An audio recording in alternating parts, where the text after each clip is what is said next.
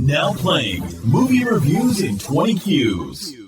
Hello, good people, and welcome to the podcast Movie Reviews in 20 Qs, the show where we review a movie by asking 20 weird and wonderful questions about it. I am your host, Sam Hurley, and I am joined this week by none of my regulars. In fact, I have two brand new spanking guests on the show. I've got Steve and Izzy from Everything I Learned from Movies. How are you guys? Yeah, everybody. Hey. Doing great over here. Yeah. Finally talk about this cinematic masterpiece. Oh, so amazing. Yeah, I mean, like, people will obviously be able to see the name of this podcast and see the film we're doing. And if you're going to do a film like this, you have to go out and get to, like, Nicolas Cage masters. I don't know how to describe you guys. Like, you're more of a fan of him than me. Aficionados, I think it might be a good term. Yeah. I mean, we've named multiple cats after Nicolas Cage characters, so I think we're super fans. Yeah, good old Castor Troy, and we got Cameron and Poe running around here. Pickles, we've dubbed Pickleless Cage, so...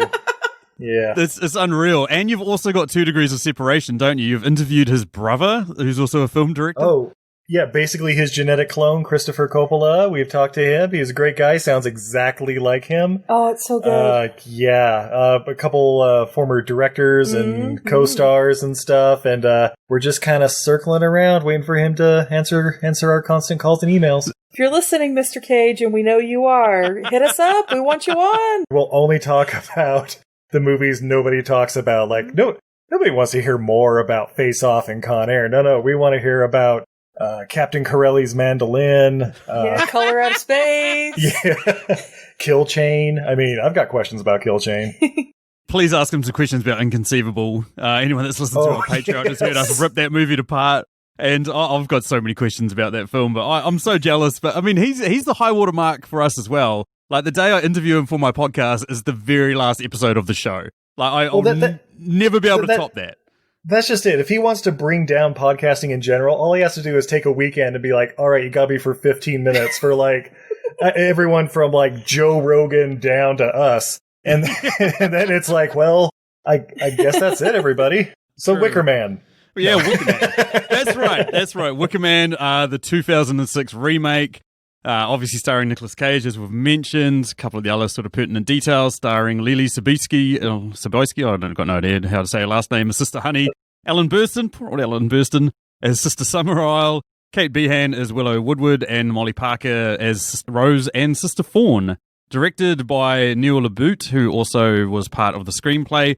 And yeah, if you haven't seen Wicker Man and you're doing yourself a disservice by not seeing it, I'm just going to give you guys a quick plot of the film. So, upon receiving a letter from his one-time fiancée, Willow, imploring him to search for her missing daughter on the secluded island of Summerisle, policeman Erin Malice, played by Nicolas Cage, quickly makes his way to the island to locate the girl and seek an answer as to why Willow suddenly and inexplicably disappeared shortly before their wedding date. Once there, Cage is troubled to discover that the residents of Summerisle seem reluctant to offer any specific details as to the girl's apparent death. Nicolas Cage soon discovers that there are still some cultures that have their own unique beliefs about humankind's relationship with Mother Earth and refuse to adapt to the rules of modern society. Having a look at the scores for this film, IMDb have it at 7.5 out of 10. Rotten Tomatoes has it at 89%. No, I've got the original. Hang on a second. Yes. You got the wrong one, sir. I can tell you that right now. That was totally on purpose. But looking at the scores for this film, IMDb have it at 3.7 out of 10 and Rotten Tomatoes have it at 15%. I'm so excited to do this film, guys. I have been, this has been long forecast for me to do, and when I heard you guys were coming on, I was so excited. This is just like dreams come true. So I'm trying to hide my enthusiasm because basically, if you haven't heard this podcast before, what we do is we review a movie by asking 20 questions about it. The one that we always start with is the compliment sandwich or the shit sandwich, which is if you're giving it a score over 5,000 out of 10,000, you give it a compliment sandwich. If you give it a score under 5,000 out of 10,000, you give it a negative sandwich. And I wanted to have on some guys that I knew were going to give it compliment sandwiches. So that's why I've got you guys on here, because I'm fucking like hell. I'm showing my cards early. I'm giving this a compliment sandwich out the fucking wazoo. But Steve, why don't you lead us off? Why don't you tell us what you like, one thing good, one thing bad, and one thing good about this film for you? Yeah, obviously it's a compliment sandwich over here, but yes. I mean, Cage's acting in this movie. I mean, this is kind of between when he was the big blockbuster guy going into, I don't know, 5 or 6 movies a year, all set in New Orleans. I mean, he's really selling the distressed part. He's obviously infuriated by the situation that he's in. It's very reminiscent of the original from, what was it, 73 or 1973 or something. One thing bad about it, there are so many unanswered questions in this movie that I need answers to. So when Wicker Man 2 comes out, hit me up. And I guess the other good thing, a lot of empowered women roles in this movie, which 2006. That's not happening every day. Yeah, check it out, everybody. We'll give our scores out of 10,000 Bs at the end. So just hold on to your score just yet, Steve. What about you, Izzy? What are your things? Oh, this is 100% a compliment sandwich. Yes! This a positive compliment. This movie is fucking amazing. A negative is that it didn't make enough money to get the sequel to answer the questions. Yeah. That means, that's right, audience, I'm blaming you. You're the worst part of this movie. And I would like to conclude with, this movie's fucking amazing. I love this movie. Yeah, I mean that's pretty much my compliments as well. I mean, like, my first thing was like if you go into this film expecting the original, or if you go in expecting any sort of like cinematic quality whatsoever, then this is not the film for you. Like, you've got to go in realizing that this film just fucking goes for it. And like, part of the reason why it just goes for it is just Nicolas Cage. He honestly is just off the page in this one. Like, he's done some crazy films, but in this, his acting is just dialed up to like 27 or something like that. Like, it's just breaking the scales, and I just love it. Like, I just absolutely love it. Yeah, so amazing. The bad thing for me is it kind of lulls a bit in the middle. Like, there's a little bit towards the middle that sort of like sags just a little bit.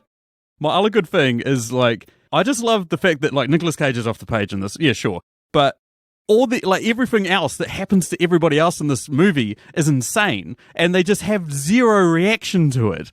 Like, it's just like, this is just like, a Tuesday. Yeah, exactly. Like, they've got no like overwhelming emotional reaction to the insanity that's happening around them. Like, and I mean, I'll go back to Nicolas Cage because this is the first example I think of. Is there's a scene where he's on a boat and he like looks up while he's sitting on the boat, and there's a little blonde girl on the end of the boat, and he's watching the little blonde girl, and he's sort of like staring at her, thinking of the blonde girl that he'd just seen get killed in a fucking car accident. Yep. And then this little girl just gets smoked by a truck. Like a hallucinatory truck that just smokes her off the end of the boat, and he just doesn't even blink. He just looks away like, oh yeah.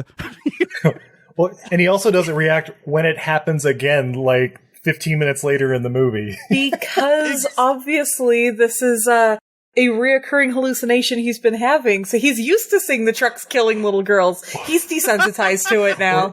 Or the dream double take when he's, hey, you know what, we're getting ahead of ourselves. Yeah, we got questions. I'm just so hot and bothered. This movie does that to us. But yeah, as a score out of 10,000 Bs, what do you got there, Steve? Oh, jeez. 9,384 Bs. That's a good amount of Bs. The one kind of thing that's kind of bringing it down from like 9,800 or something like that. Well, you know what? I'm gonna save it. Yeah, it's quite high. What about you, Izzy? 12,000 Bs. I love this movie. Yeah. I am gonna bring in a couple of truckloads of my own bees. Not the bees. That's fucking amazing. I'm up there. I'm like 8,999. And I honestly could fluctuate between 8,999 and 89,999. It's just like, it's ridiculous. It's depending on what mood you get me in is how much I love this movie. But yeah, it's just so good. And we'll wax a little bit more poetical about it in our later questions. So yeah, as I said, we're just going to fly through 10 questions that can be applied to any film. Next up is question number 2. What is it there, Steve? What song would you have inserted into this film, and where and why? I was thinking, so he's a Los Angeles cop, right? Or California cop? Yeah, I think I just sort of put him in Los Angeles. Yeah, that makes sense. I feel like with all the burning, Los Angeles is burning. Yeah, I think that should have been just slipped in somewhere, even if it's just playing on the radio. Is that Bad Religion? Yeah, Bad Religion, that's it. Okay, yeah. I'm touching on that. I was going to go with Johnny Cash's Burning Ring of Fire, just like a like soft acoustic version at the end when he's just basically in a burning ring of fire. That would have been good for me. I can see it. This may be because we just watched Rocky IV for our own podcast, but I was thinking the old Robert Tepper classic, "There's no easy way out," and it's when he's running around in the bee field getting stung and everything. I'm in. Oh, I love that. Cool. I just forgot to mention that is the first of our Patreon questions, which is our $5 Patreons get to throw a question in there, and that one comes from courtesy of Chrisini. Thanks, Chris. You're the man. What's question number 3 there, Steve? Oh, sorry, Izzy. What's question number 3? Let's see. What deep philosophical debate arose during this film? I've got so many. So many. But the one, and I don't want to know the answer to this, by the way. Like, this arose in me, and I'm convinced I know the answer, but I don't actually want to know if I'm right or not. As there's a point there where Nicolas Cage rolls up on the harbour pilot, captain, whatever he is, and just basically says, "Ahoy there!" And the guy replies, "What was that?" And then Nick goes, "I don't know what I'm supposed to say," to which the guy goes, "I'll just go with hello." What I'd like to think is that actually wasn't meant to be filmed for the movie. That was just a couple of cameras that were still going, and Nick was trying to work out what he was supposed to say, like what his lines of dialogue was supposed to be. And that's why the guy was like, "Just say hello. Come on, man. You know how to act. Don't you want a fucking Oscar? Come on, man." This your first film? Exactly. I love it. For me, the philosophical debate that arose in me was, could I handle being a eunuch? I mean, it's one of those things where it's like so much of my life, like, you know, I've been kind of scatterbrained and just all over the place. Like, if I wasn't thinking about getting poontang constantly since I was like 13 years old, would I be able to focus and just... What could you have done? Those hours of thapping it would have been turned into productive hours. I apologize, everybody with cancer. I could have stopped it, but I just needed it. You know what I mean? I've just got this horrible montage just playing in my head now of how much time of my life I've wasted on there with you, Steve. and it like the Green Day song behind it. I bet you had the time of your lives. And for some reason, it's in black and white as well. It's just like all colors faded from my memories. Those days, weeks, months spent thapping it. Exactly. What about you, Iz? Well, I had 2. The first one was, is this movie a Jacob's Ladder scenario? Did he actually die in the car accident and the rest of it is just sort of his, like, purgatory? Because obviously, we find out later, he may not be the most ethical cop. And then the other one is, how far do the rights extend of both religion and the law? Because he's way outside his jurisdiction here, and they are too. Absolutely. Damn deep. Absolutely. To answer your first one, it would make a lot more sense than a truck just plowing off the side of the road and taking out a car with a mother and daughter in it. Like, it would make way more sense for him to actually get smoked by a truck than it would for, just this truck plowing off the side of the road, basically. Yeah. Yeah. Oh, that's a good one. So many questions about that scene because, okay, damn it.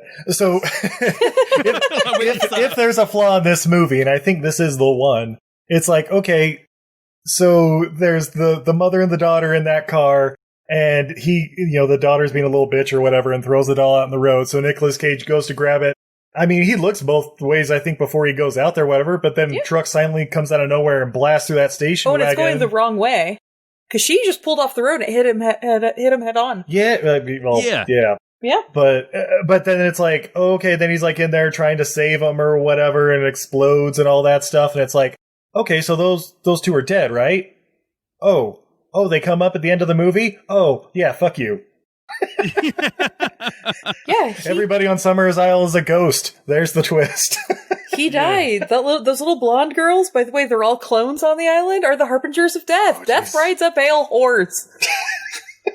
It's true, I don't trust blonde girls, especially little blonde girls. I've just given birth to one and I don't trust that thing whatsoever. Keep an eye on her. All right, question number 4. This is also a Patreon question. This comes courtesy of the amazing man that is Dave Baker. Thanks, Dave. Always love your questions. And Dave has his own Patreon that you should all go check out at patreon.com/your favorite. I'll have a link down in the show notes.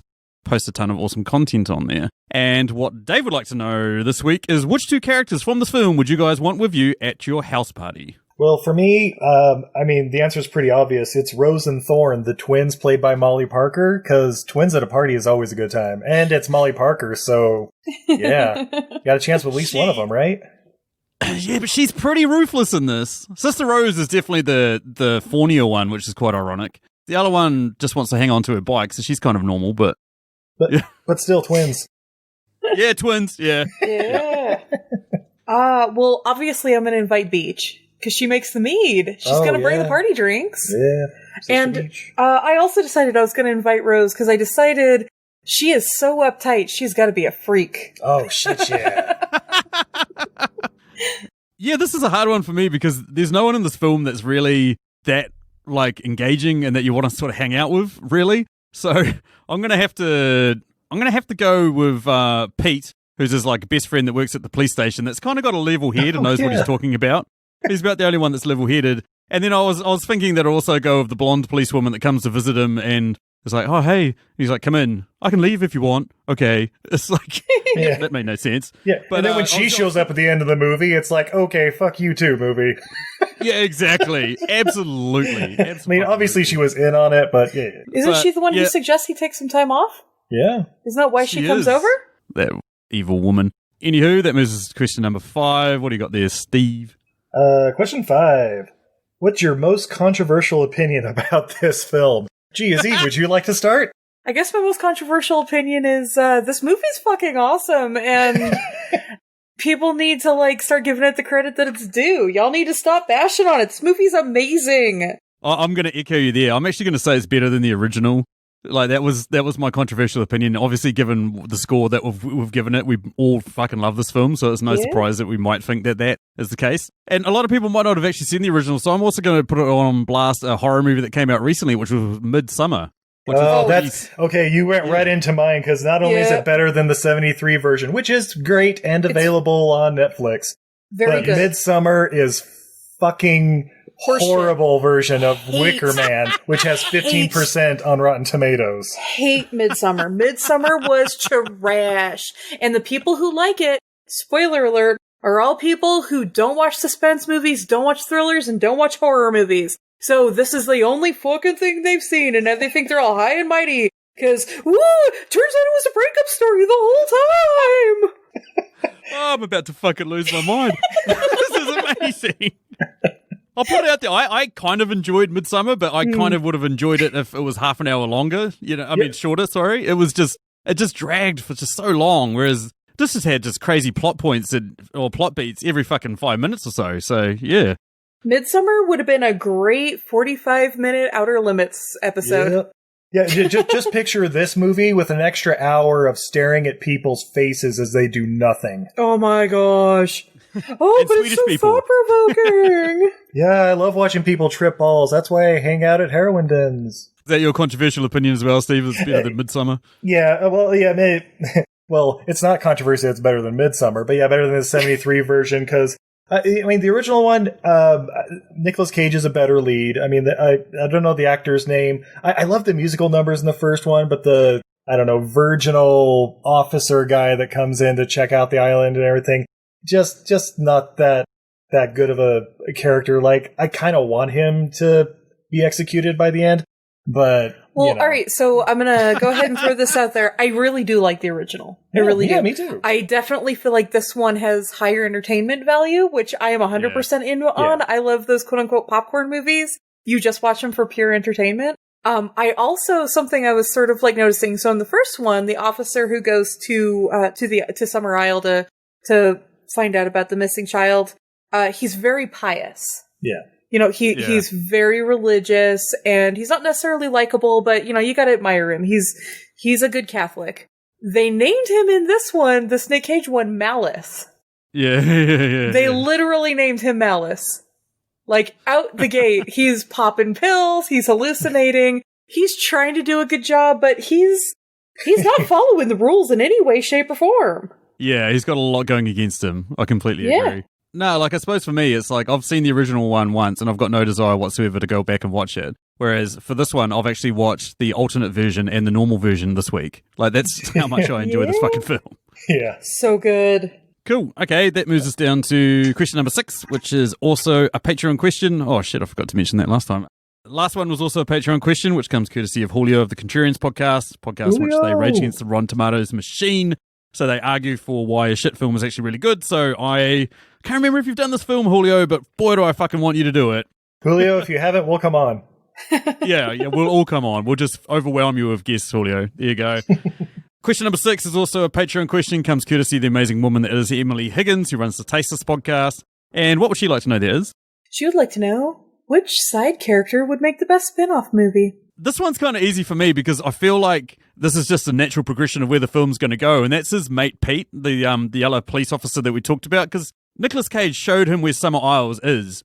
And obviously he's now disappeared, and he's like rung Pete and left a weird message on his answer phone of like, oh, you're never going to believe what I did. So I reckon Pete knows where to go. So I reckon the sequel is just going to be like sort of similar to that Red State film that Kevin Smith did back in 2011, where a whole bunch of like basically religious nut jobs got like attacked by the FBI. And I'm just imagining that. I'm just imagining Summer Isles going full like Rambo survival mode, trying to fight off the like American government. That's what I'm imagining. I love it. Yeah. Love it so much. And then she trains dolphins to talk and then uses them to assassinate the president. in a plot to assassinate the president. Now we can bring George Scott into the universe. Ooh, I got some bad news, babe. If you've never seen Day of the Dolphin, highly recommended. Oh yeah, for me, it's got to be Aaron Eckhart's character who shows up in the diner for like 3 seconds and then goes off to film. Hold on, looking it up in IMDb. While you're doing that, I have a thought on the spin-off movie starring Aaron Eckhart, the truck driver. Yes. Who else played a famous truck driver who was not credited in a film franchise, Steve? Was it Hercules? Oh shit, yeah, Kevin Sorbo from the first Fast and Furious movie. So now we can do a trucker movie with Aaron Eckhart and Kevin Sorbo that brings together the Fast and Furious universe and the Wicker Man universe. Oh, I got some good news, guys. The other movie he made in 2006 was The Black Dahlia, which in itself would be an interesting spin-off. Yeah, absolutely. But the next one after that is No Reservations. Yes, the romantic comedy where he and Catherine Zeta-Jones play chefs. Remember that? Nope. You guys don't reckon he might have been the truck driver that like drove the truck straight into the like mum and daughter's car? We actually asked that the other day, or when we watched it the other day, because it was like, yeah, he like gets up and leaves, and so like, is it inferred that he was pulling out of the parking lot and plowed into him? No, that had to be someone coming from like a mile or two down the road at least. Well, so the like fan he's theory driven down the road and turn around. Yeah. So the fan theory is Nic Cage gets drugged at his coffee gets drugged at the cafe, correct? Oh. I've heard that before. Like before he goes and sees the two gals. Oh, okay. Why would they not also drug Aaron Eckhart? That would explain why the truck was driving on the wrong side of the road. Oh, holy shit. Hell, who even says he's actually driving it? What if one of the ladies is waiting in there like a hitchhiker? He gets drugged. When he passes out, she turns around and drives the truck. She'd be able to maneuver the truck into a non-fatal accident for the two gals inside the truck. That's it. I gotta watch this movie again. Yeah, absolutely. What was yours, Izzy? Obviously, the blonde lady cop. Oh, yeah. Yeah, Adventures of Blonde Lady Cop, who obviously has some sort of plant name. I'll call her Basil. Why not? So she's a blonde lady cop who actually also works for, this religious cult multiple states away on an island. And so she's just recruiting people. Nice. Undercover agent. I can see that. Yeah. That works. Cool. That moves us down to question number 7, also a Patreon question. This question comes courtesy of Dan Brennick of the Netflix and Swill podcast. These guys were on recently on Independence Day, but you guys should all go check out their podcast as well. And what Dan would like to know is, where would we have inserted the song All the Small Things by Blink-182 into this film? What do you got, Steve? Obviously, I had the opening scene like playing on the radio of the station wagon while Nic Cage is talking to him, and then the truck comes and plows through it. It would have been a good tonal shift of this sort of happy, upbeat, poppy song to just like, whoa, what the fuck? Yeah. That would have been good. Yeah, it would have been perfect for setting up this, this weird universe. But yeah, I don't know. So I had a similar thought on that, but I was thinking just slightly later, it's after Nic Cage gets blown back and he gets knocked unconscious, there's the black the black screen pause because he's knocked out. We pop it in right there. Say it ain't so, I will not go. Yeah.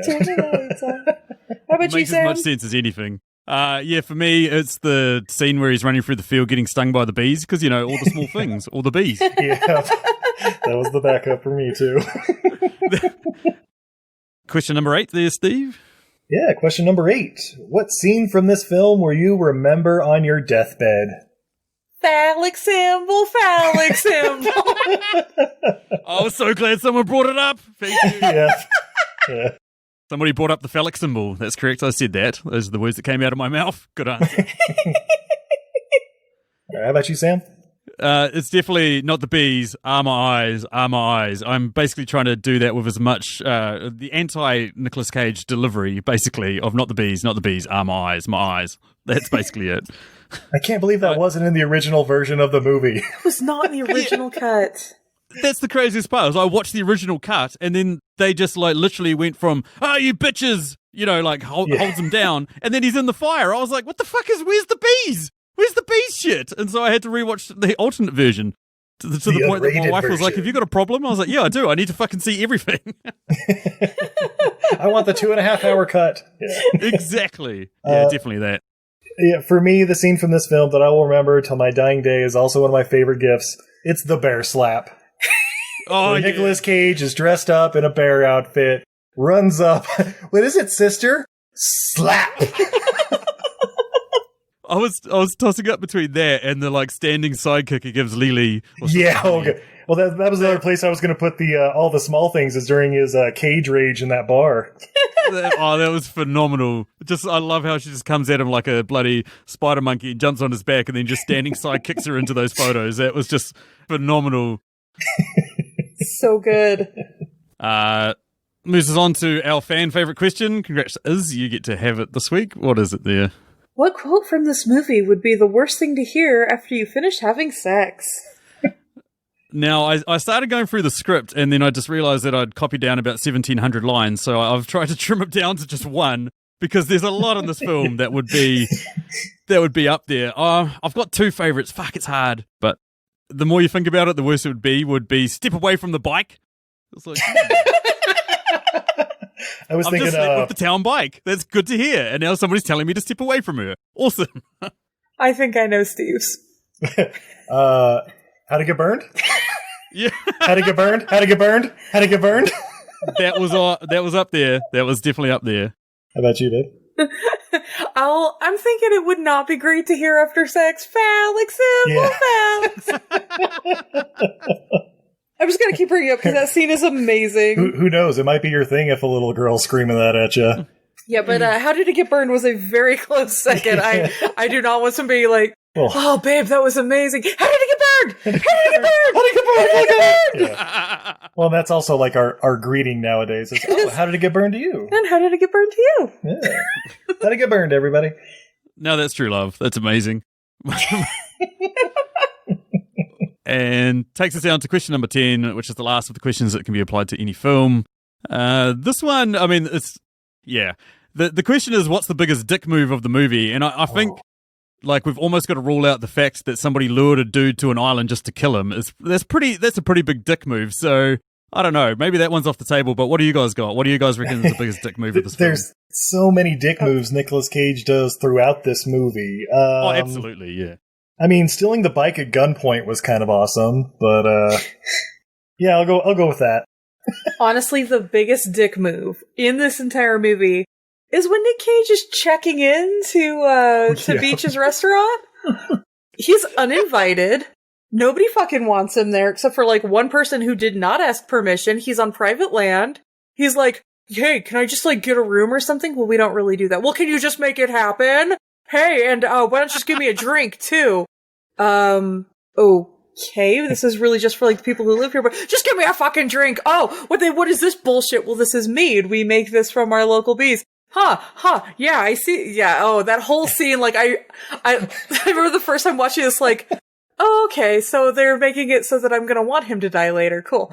Well, it's like, attention, everyone. I just thought you'd like to know I'm a police officer and I'm looking for a girl. Right? If I heard anybody anywhere doing that, I'd be like, attention, you're a huge piece of shit.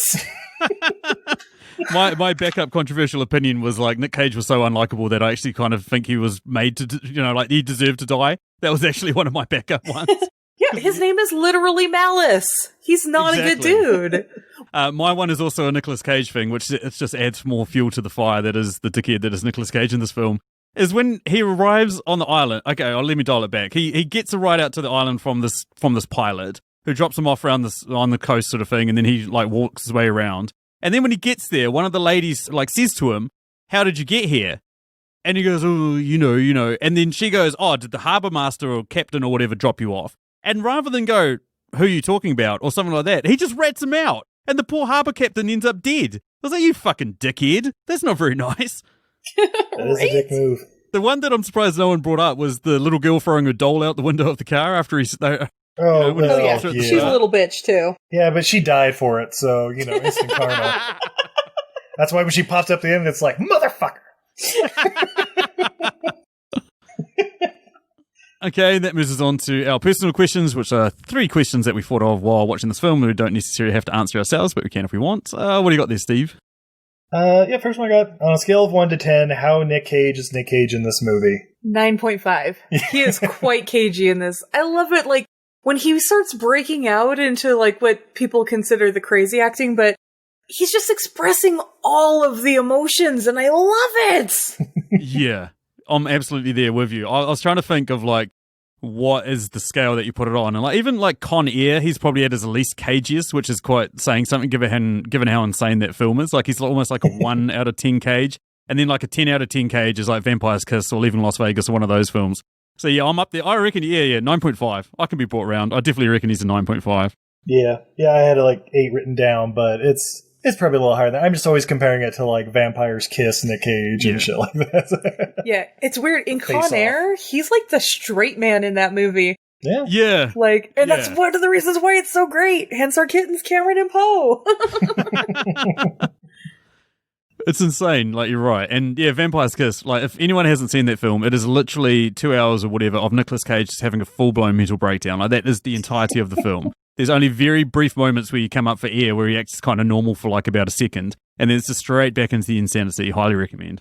What you got next there, Steve? Next one I got, who would you recast in a, quote, better version of this movie? Well, I wrote down not possible. Yes. But in watching it, the one thing I would change that I feel like would just add that much more texture to this movie. I love Sister Summer Isle. She killed it. But if it was Kathy Bates, oh shit, yeah, she'd be good. Yeah, I'm the same as you. I was like, how do you improve on near perfection? And then I was like, Tommy Wiseau, would he do a better? Would he be better? Then I was thought, if I'm going to be serious about it, I reckon like everyone loves like Michael Fassbender or Tom Hardy. Like I could imagine one of those two being the sort of conflicted cop that's that sort of has a bit of an edge to them, that's sort of investigating something like this. And then for Sister Summer Isle, I don't see Sharon Stone in enough anymore. I want to see her brought back. I'd love to see her as an evil matriarch of an island of evil witches. Basically, I'd love to see that. Nice. I don't know if it's a particularly better version or whatever, but I would love to see this played out with Muppets and directed by Taika Waititi myself. Yes! You're just trying to stroke my ego there, Steve. That's exactly what I want to hear. I mean, I started thinking that with most movies nowadays, where it's like, man, if this were Muppets. Yeah. It's either Muppets or the cast from Archer. Yeah, true. Those are the two answers to every movie. Rightfully so. Nice. All right, and then my last personal one. What is the name of the fighting technique used by the, quote, hero of this film? Oh, obviously it's bear style. Oh, shit, that beats what I've got. What'd you get? Yeah, I mean, I was trying to work out what type of martial art it would be, and like we've talked about Cage's sidekick to Sister Honey. And so I was like, what is probably the most efficient martial art style? And according to my 2 minutes of Googling, Krav Maga is apparently the most extreme efficiency. But that doesn't make sense, so I just called it Cage Maga. That's basically what it is. It's Cage Maga. I love it. I love it. Nice. I had mine as a note from another Nicolas Cage film. I believe it's Deadfall, where it's, hi fucking ya! Yeah, I like All right, that. well, we have to combine them. It's obviously Caged Bear, hi fucking ya. Yeah, there we go. Perfect. There'll be schools popping up over the next 50 years, and it'll become the most popular mixed martial art. I'm telling you, UFC 9042, it'll be, the winner will be somebody fighting in that style. Moves us over to Izzy for her questions. What do you got there? All right, gentlemen, the most important question of the movie. How did it get burned? I don't know. Yeah, I assume by kids with matches, but yeah, one of the many questions I have at the end of this movie is, how did it get burned? Well, obviously, we don't talk about it, and we don't talk about why we don't talk about it. Oh. Okay, next question. All right, gentlemen, how is your 2020 harvest looking? Yeah, I mean, it's been quite a long and closed-in harvest so far this year, and unfortunately, if anybody's seen the news, we just got a fresh batch of COVID that's come through. That was a bit unexpected for New Zealand, but we're basically sealing that off and trying to prevent community transfer of that. So yeah, it's not the best year. I don't know whether I'm going to sacrifice Nic Cage to make it better, but maybe. Wait. So are you telling me that much like on Summer Isle, you haven't been letting strangers in? You've been keeping to yourself, and you've got a fresh harvest. That's correct. That's the damn harbor master probably brought in one of those damn Americans. He probably did. He probably did. We've been pretty good in terms of beating that thing that I'm not supposed to talk about on this podcast because I'm trying to keep it a happy and upbeat for everyone that's listening. But we do have one fresh community transfer case, and no one knows how it was brought in or how it got here. So I definitely think the harbour master dropped off somebody around the coast of New Zealand, and he's just basically wandered into town and demanded a room. Yeah. Nice. Well, you guys may not need to go like sacrificing a virgin like we do here in the States, but we definitely need to sacrifice some people. Maybe if you find a goat or something, you should be fine. Yeah. Nice. And last but not least, which child would you sacrifice, either from the movie or that you've run into in life? Can we pick another movie? Absolutely. Okay, good. Okay. Yeah, I mean, I was debating because, as I said, there's a pretty bratty kid who throws a bloody doll out the window of her car, and she was pretty annoying. And then, yeah, I mean, but at the same time, man, I want to sacrifice Sister Rose. Like, can we just de-age her? Because she's a fucking pain in the ass. Oh, we can totally sacrifice her. I'll count it. Excellent. Yeah, I mean, if you have to sacrifice someone, I'm going with Sister Rose. I'm going with Joffrey from Game of Thrones. Oh, shit! I take it back. I take back everything I said. Either him or Malfoy. What's the little Malfoy? Not Draco? Yeah, Draco Malfoy, yeah, right? Draco, yeah. Oh, okay. Never mind. Sorry. Yeah. See, guys. I watched Harry Potter for the first time like a year ago. It's okay, guys. It's okay. Cool. And that moves me over to my questions. So I want to know from you guys, like, Nic Cage is obviously pretty determined to see this one through, but I'm just wondering about you guys personally. Like, at what point would you guys have fled the Summer Isles? Oh, that's an interesting question, because I never would have even fucking went. Yes! It'd been like, I got a letter from somebody I banged like a decade ago, and she's like, oh, yeah, I feel for almost married her. It's the one that got away. Well, I do get letters from her now, and I'm not going back. Wait, what? Whoa. God damn it, Brendan! I'm coming for you! Check out what were they thinking to find out Steve's lost love. But anywho, yeah, I'd have been like, man, that sucks for you. You should, you know what? Maybe I'll talk to whoever has jurisdiction of that area and say, hey, you may want to check this shit out. And then they get killed. Cool.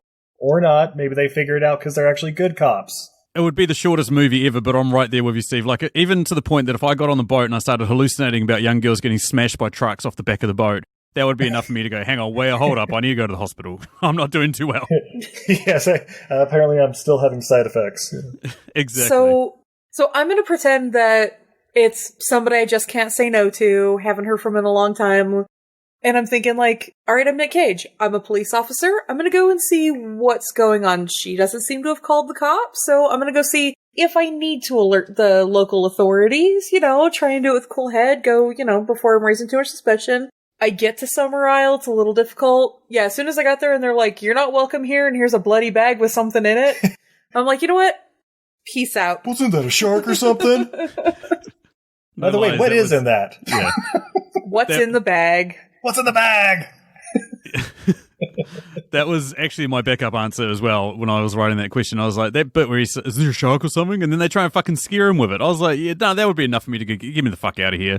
This is ridiculous. Right. Like, maybe go see your lost love, be like, yo, I'm obviously not needed here. If your daughter's really missing, I'm gonna go, I'll go contact the local authority and see how much, how much sway I can have. Have a good day. Meet me on the mainland. Yeah, next question. We've basically done this a few times, so I want to hear from you guys. What is your favourite piece of dialogue from this film? And if you can, do it in the styles of Nicolas Cage. Steve, are we going to have the same one? I don't know. Mine's This is murder! You'll all be guilty and doing it for nothing! Killing me will bring your goddamn honey back, you bitches! Oh, that's mine. How about yours? I love it. We do not Makes have me the same fucking one. crying laughing. Good work, Steve. We do not have the same one, because mine was, how did it get burned? How did it get burned? How did it get burned? How did it get burned? How did it get burned? How did it get burned? I love that, eh? The best thing about it is her reaction where she's like sincerely like looking at like, I don't know. I would like to believe that she did not know what line was coming. Like, they were just like, he's going to ask you some questions. Just act, just react. Or that he'd yell it 8 times at her. Yeah. Yeah, just be calm and demure. He's, you just answer, and then the poor actress is just standing there going, "Oh, what the fuck." There's the other part too. I can't remember if it's when he gets into the schoolhouse or no. He goes into that room and he just starts screaming at those people, and he's just like, "I'm going to investigate. You just stay the fuck out of my way." Oh god, yeah, when he's like going door to door and like pointing the guns at like little girls and like flicking their mask off and stuff, that was like, oh, that's got to go up on the list for the dick moves. Great answers there, guys. Love them. Final question.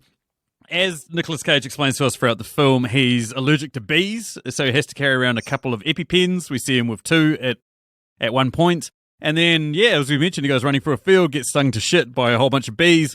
And then he wakes up at the doctor's place, or in Summer Isle's house. Yeah, he wakes up at Summer Isle's house, that's right. And he's like, "Oh, did you guys use my EpiPens?" And they basically said, No, we use the old methods to cure your allergic reaction. I know from you guys, what is the old method? What old method do you use to cure an allergic reaction? Steve, I'm going to pass this one to you. Well, I would like to quote from one of my other favorite movies of all time, Life Force. The old way! Let it iron! Not through the heart, but through the life center, 2 inches below the heart. Makes as much sense as fucking anything. Right. Carson, can you hear me? All right. Yes. Watch Life Force, everybody. Sam, have you seen Life Force? I have. Absolutely, I have. Oh, thank God. We were worried you might not have, and that movie, I feel like you're like us. You would just adore it. And show it to your daughter on her 4th birthday. Absolutely. What I loved about that scene was the fact that he wakes up in the Summer Isle's house. Like, he wakes up there, and then somebody says to him, "Oh, you're here. She's been expecting you." And it's like, he fucking blacked out in the field, and he got dragged to her house. He didn't go there on his own volition. What the fuck is going on? Well, they didn't finish their sentence. Like, she's been expecting you, ... to regain consciousness. Exactly. And then want to ask some questions. Not go nurse yourself back to health, having had quite possibly a near-death experience. Oh, no. She knows that you're immediately going to want to ask questions straight after that. Yeah. Still love this film. Don't let this confuse anyone. Still absolutely love this film. Yeah, we have to nitpick sometimes, it's for entertainment value. Critique is some of the highest form of flattery. Exactly. Cool, and that moves us down to our final question that I threw out there to our listeners as well to answer. Basically did a poll and just had some people chime in with anything that they could think of. And, I mean, you guys obviously love the So Bad It's Great, I guess is the best way to describe some of these films. So I want to know from you guys, like, what is your guys' favourite guilty pleasure movie? And I'll tell you what, you guys can give me a top 3 if you like. You can also give me a top 3 Nicolas Cage ones, because I've got a top 3 Nic Cage and I've got a top 3 So Bad It's Good. So, yeah. Go. Yeah, 3 that I was thinking of, besides this movie, of course, there's The Room, which is like everybody's favorite So Bad It's Good movie. I also love Congo, and I will not apologize. Unapologetically. You also love Dirty Work. Yeah, well, Dirty Work's a great comedy. There are people who think that's not a good movie. It's like an hour and 4 minutes. How can you hate it? And then, I'll throw Life Force in there, too. I fucking love Life Force. God, Life Force is so good. Life Force, Congo, and Wicker Man, sign me up. Fair enough. What about Nic Cage? What are your top 3 Nicolas Cages? Let's see, top 3 Nicolas Cage. Face Off's got to be up there, so I'll throw that in there. I was going to say it's... Vampire's Kiss, probably. Yes. Yeah. And you love Con Air. I do love Con Air, but I know it's like, The Rock, Con Air, and Face Off. Like, that's easy. Vampire's Kiss, and let's go Con Air. Well, my top guilty pleasure movies. Obviously, my favorite movie in the whole wide world is Big Trouble in Little China. Nice. There are people who will argue that's not a good movie, and they're wrong, and I'm okay with that. Let's see. I really love Predators, and I know that movie is not super beloved, but Oh, yeah. I know the one. I mean, it's Adrian Brody as an action superstar. Right? I mean, I'm in.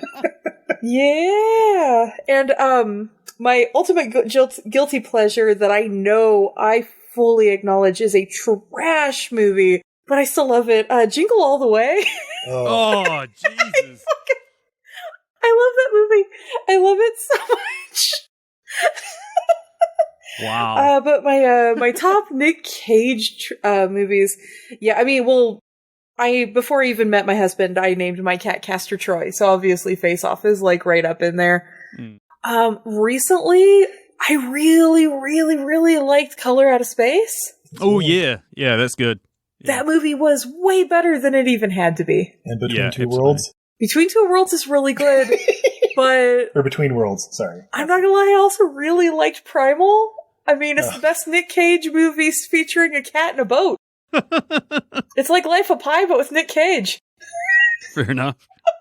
I can't wait for Jiu-Jitsu to come out. Oh my God. I feel like Jiu-Jitsu is going to be a top 3. Do you know about Jiu-Jitsu, Sam? No. Oh, okay. So, you know they, like, redid the Kickboxer movies, right? It's like Kickboxer, Vengeance, and Retaliation. Yeah.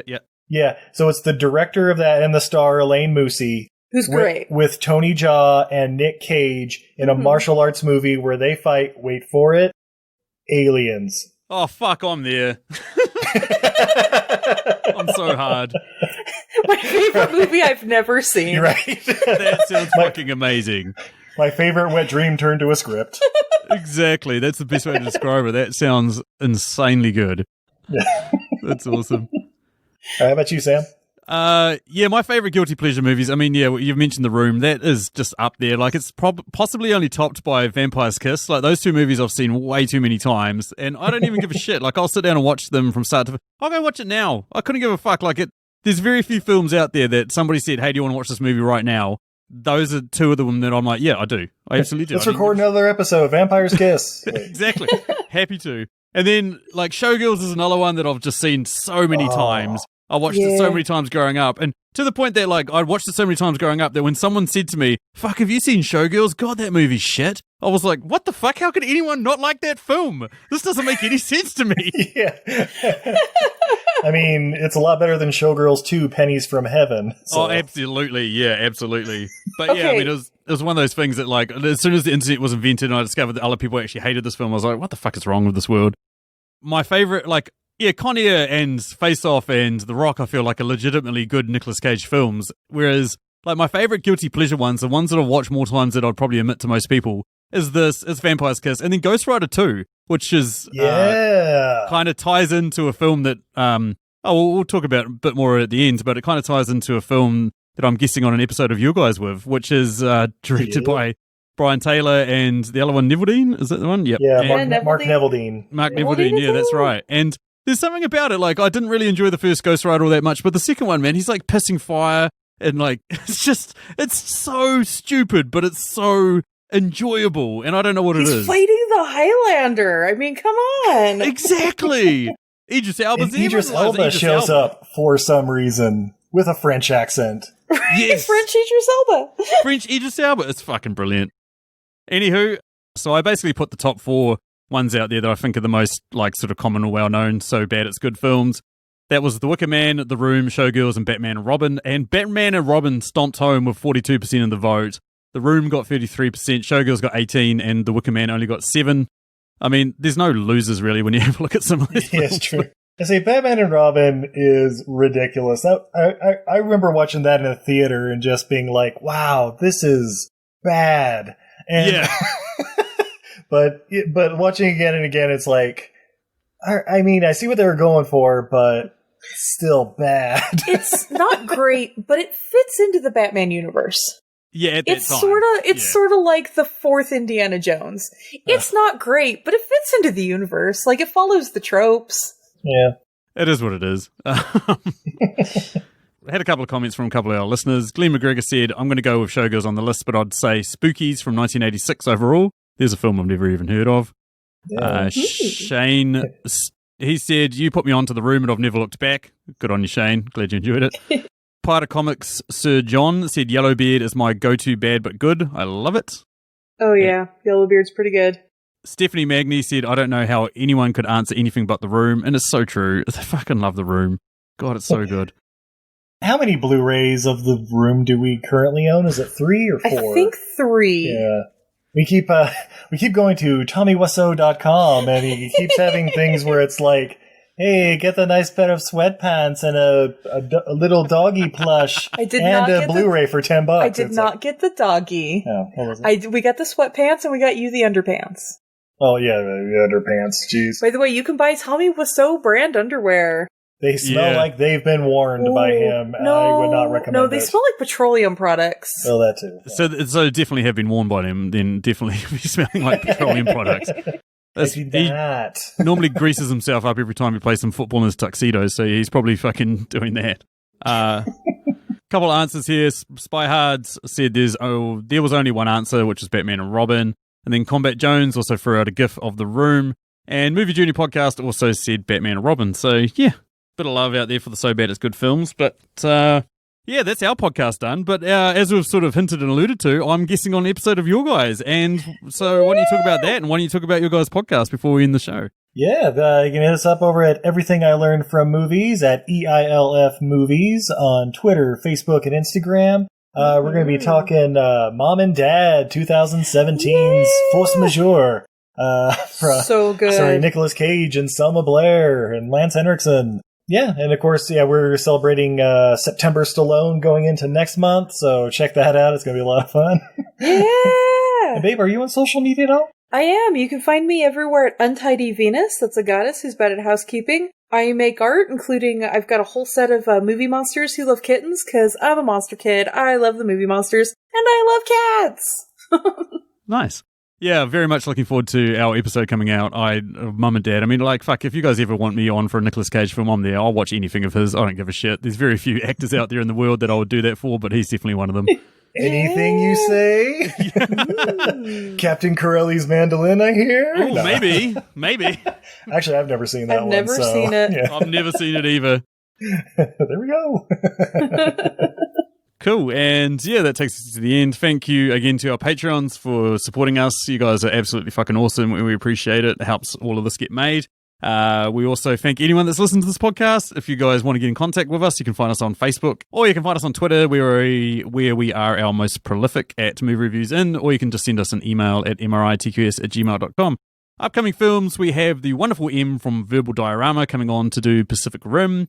There's also talk about me, Liz, and somebody new potentially doing the new project. Oh, what the hell is it called? Power Project or something that's just come out on Netflix. Oh, Project Power, the Jamie Foxx one? That's the one, Project Power, because, I mean, unsurprisingly, there's a lack of movies coming out, but tentatively Tenet, the Christopher Nolan film is still kind of slated to come out here in New Zealand, maybe.